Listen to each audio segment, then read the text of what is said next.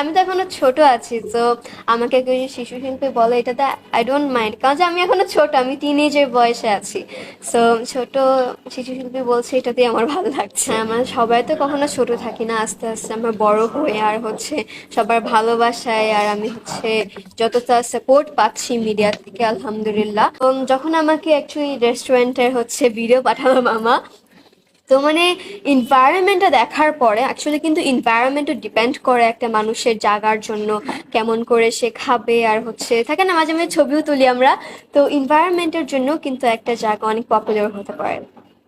আর হচ্ছে যেমন এই জায়গাটা খুবই অ্যাস্থেটিক আর একটু রয়্যাল টাইপের একটি জায়গা। সো আমি হচ্ছে পিজা চেনে এসেছি, তো ইনশাল্লাহ আমি ফুডটা ট্রাই করব।